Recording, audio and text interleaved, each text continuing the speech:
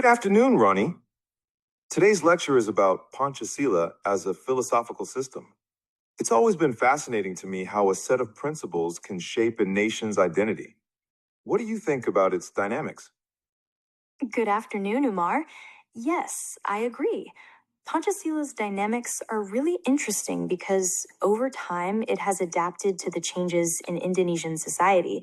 When we look at its evolution since 1945, it shows how the philosophy has been reinterpreted by different political regimes. The founding fathers laid a strong foundation, but it has been redefined as the country developed. Exactly. I think that's one of the most compelling aspects of Pancasila. It's not a rigid ideology, it has evolved with the times. However, what would you say is the essence of Pancasila as a philosophical system? What makes it so foundational for Indonesia? The essence of Pancasila lies in its five principles, which together create a framework for unity in diversity. The first principle, for instance, emphasizes belief in one God, which allows religious freedom while maintaining respect for a supreme higher power. The second principle focuses on human dignity, stressing justice and respect for all people. Each principle complements the other, aiming to promote unity, democracy, and social justice. What do you think about the role of the second principle, just and civilized humanity? The second principle really speaks to me. It's about respecting each individual's rights and recognizing their inherent dignity. It's so crucial for a society to function harmoniously. It's also a reminder that the country should uphold social justice and fairness, regardless of people's backgrounds. But there are challenges, aren't there? Definitely. While the essence of Panchasila is clear, applying it in the modern context can be difficult.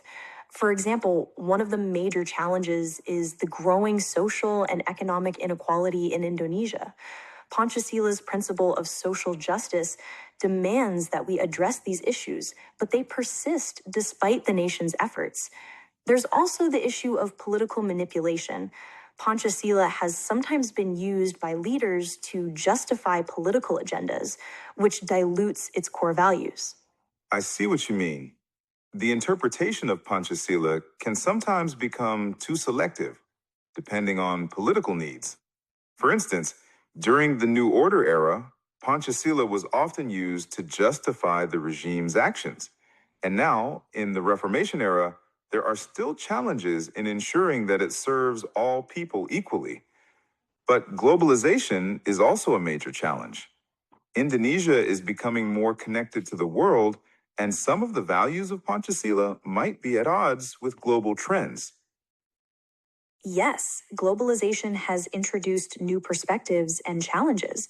Panchasila's emphasis on community and mutual respect can sometimes clash with global consumerism, where individualism and materialism often take precedence. How do you think Panchasila can remain relevant in the face of these global pressures? I think it's about striking a balance. Pancasila isn't just about Indonesia's past, it's also about the future.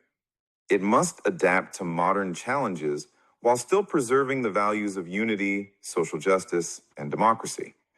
It might mean reinterpreting some of its principles to address contemporary issues like environmental sustainability and digital rights.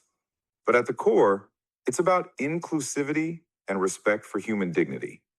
If we can continue to emphasize those aspects, Pancasila can remain a strong guiding philosophy. I agree. It's about continuously re engaging with Panchasila's core principles while ensuring they stay relevant to the people of today.